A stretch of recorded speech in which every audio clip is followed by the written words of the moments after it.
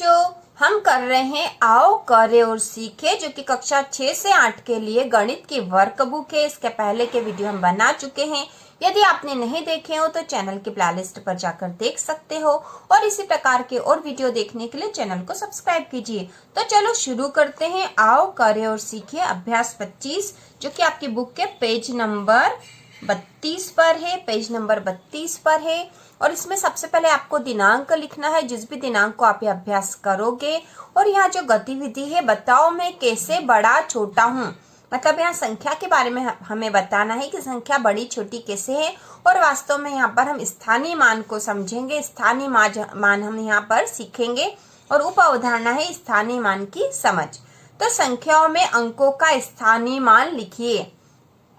इसके बाद दे रखा है, समझिए तीनों संख्याओं में संख्या 4 का स्थानीय मान देखें तो यहाँ 3 संख्याएं दे रखी है, 634, 346 और 421। ये 3 संख्याएं हैं और इन तीनों संख्याओं में हमें 4 का स्थानीय मान बताना है। यहाँ पर 4 यहाँ है, यहाँ पर 4 बीच में है और यहाँ पर 4 यहाँ है। तो हमें पता है कि संख्याओं को पढ़ने के लिए हम इकाई, दहाई, सैकड़ा, हजार इस तरह से इनका देखते हैं कि ये कौन से स्थान पर है। तो यहाँ पे जैसे इकाई के स्थान पर 4 है, इकाई, दहाई और सैकड़ा, तो इकाई के स्थान पर 4 है। यहाँ पे इकाई, दहाई और सैकड़ा में दहाई के स्थान पर 4 है और यहाँ इकाई, दहाई और सैकड़ा में सैकड़ा के स्थान पर 4 है। तो सबसे पहली जो संख्या 634 में 4 का इकाई, 4 इकाई का अंक है। तो यहाँ पे जो है 634 में 4 इकाई का अंक है, इकाई के स्थान पर है ये, इसलिए 4 का स्थानीय मान 4 है। क्योंकि इकाई का अंक है इसलिए इसका स्थानीय मान 4 ही होगा।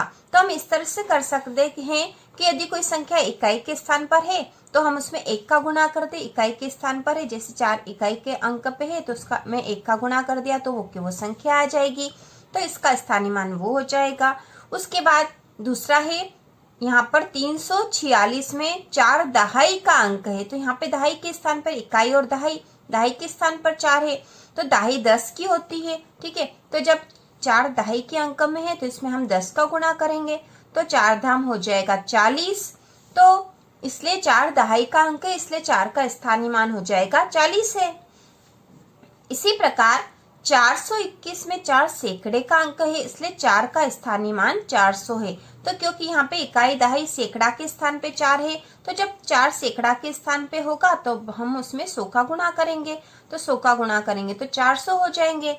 तो इस प्रकार 4 का स्थानीय मान 400 हो जाएगा। इसको और सरल तरीके से भी इस तरह से समझ सकते हैं कि जब हमें किसी भी संख्या का स्थानीय मान लिखना हो तो यदि उस संख्या के, ठीक है, उस संख्या के पीछे जितनी भी संख्या हो उतने 0 लगा दो।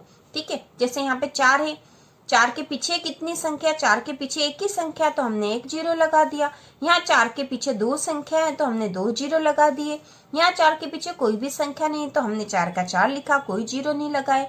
तो इस प्रकार भी हम इसको आसानी से समझ सकते हैं।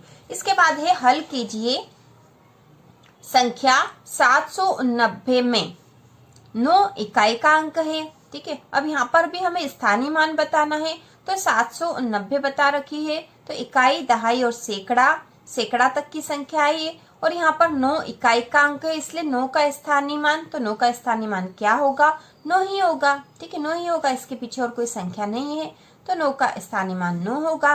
उसके बाद 8 दहाई का अंक है, इसलिए 8 का स्थानीय मान, तो ये 8 दहाई का अंक है, इकाई और दहाई, दहाई के स्थान पर 8 है तो इसका स्थानीय मान क्या होगा, 8 और फिर एक 0, 80 हो जाएगा। क्योंकि इसके पीछे एक संख्या हमने एक 0 लगा दिया, इसका स्थानीय मान हो गया 80। इसके बाद 7 सैकड़े का अंक है, इसलिए 7 का स्थानीय मान, तो यहाँ पे इकाई, दहाई और सैकड़ा के स्थान पर 7 है तो 7 का स्थानीय मान कितना हो जाएगा, 7 के पीछे कितने संख्या है, 2 है तो हम 2 0 लगा देंगे। ठीक है, 1 और 2 तो ये हो जाएगा 700।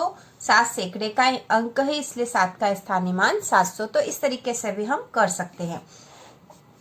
इसी प्रकार संख्या 808 में दाएं ओर 8 इकाई का अंक है, तो यहाँ पे ये वाला जो दाएं ओर का 8 है इकाई का अंक है, इसलिए 8 का स्थानीय मान कितना होगा, यहाँ पर 8 ही होगा। ठीक है, 8 ही होगा, इकाई का अंक है इसलिए।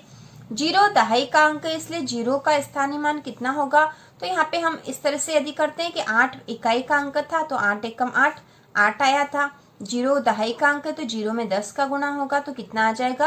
तो किसी भी संख्या में जब जीरो का गुणा होता है तो जीरो ही आता है, तो यहाँ पे आ जाएगा जीरो। अब हम यहाँ पर ये ध्यान रखना है क्योंकि यहाँ जीरो है इसलिए इसके पीछे की संख्या नहीं देखेंगे, ठीक है, जीरो के पीछे। अब यदि हम इस तरह से देखते हैं कि हम दूसरी विधि से करते हैं कि हमें जिसका भी स्थानीय मान लिखना है उसके पीछे देख लेंगे कि कितनी संख्या, उतने हम जीरो लगा देते हैं। तो यहाँ पे संख्या ही जीरो है, ठीक है, यहाँ पे संख्या ही जीरो है और इसके पीछे कितनी संख्या, एक है, तो एक जीरो और लगा दिया तो जीरो जीरो ही होगा, तो ये जीरो ही होगा, ठीक है। इस तरह से हम इसको समझ सकते हैं आसानी से।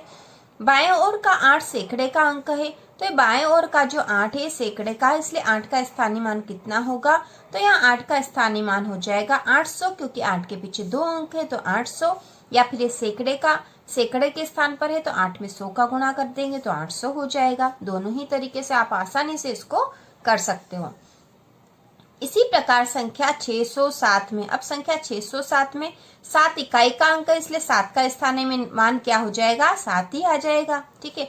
जीरो दहाई का अंक है इसलिए जीरो का स्थानीय मान, तो जीरो दहाई का अंक है और उसके पीछे संख्या कितनी है, एक संख्या, तो एक जीरो, तो वास्तव में जीरो जीरो मतलब ये जीरो ही है, ठीक है, जीरो है ये। 6 सैकड़े का अंक है इसलिए 6 का स्थानीय मान, 6 सैकड़े का अंक है तो इसके पीछे संख्या कितनी है, 2 है, तो हम 2 जीरो लगा देंगे तो यहाँ पे हो गया 600, तो 600 इसका स्थानीय मान है। और इस प्रकार ये हमारा अभ्यास हो चुका है पेज नंबर 32 का।